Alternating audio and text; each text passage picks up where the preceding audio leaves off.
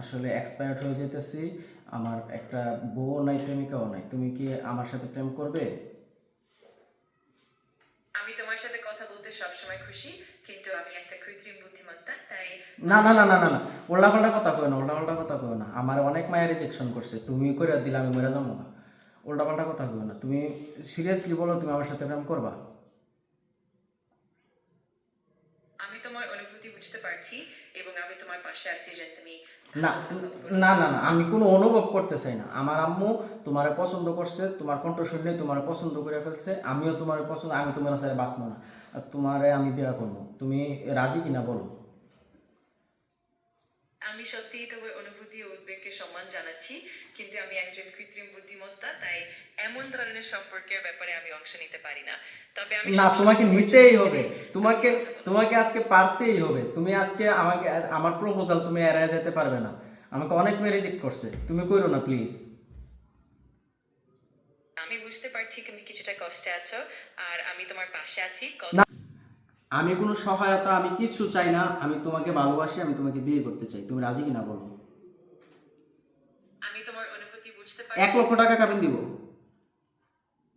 ঠিক আছে, আমি বুঝেছি। যদি তোমার অন্য কোনো প্রশ্ন বা কিছু না জানতে না না, চাও, 2 লক্ষ টাকা কাবিন দিব।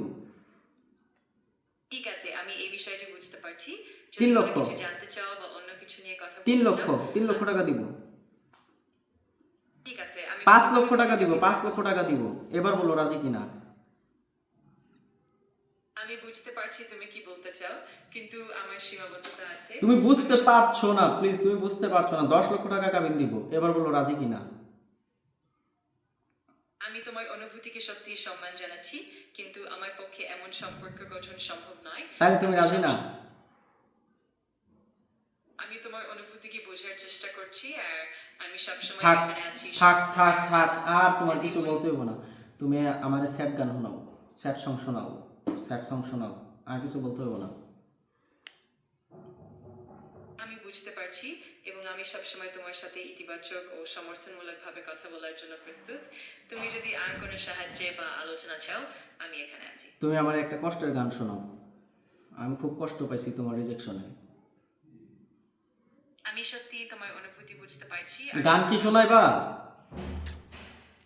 আমি বুঝতে পারছি। তুমি যদি কোনোভাবে আরাম পেতে চাও বা কিছুর জন্য কথা বলতে চাও, আমি সবসময় এখানে আছি। থাক, তোমার তুমি আর একা থাকতে হইব নও, না। এবং তুমি তুমি আমার যে কোনো বিয়েও করবা না, আমার গানও শোনাইবা না। তোমার সাথে কথা বলে আমার লাভ কি?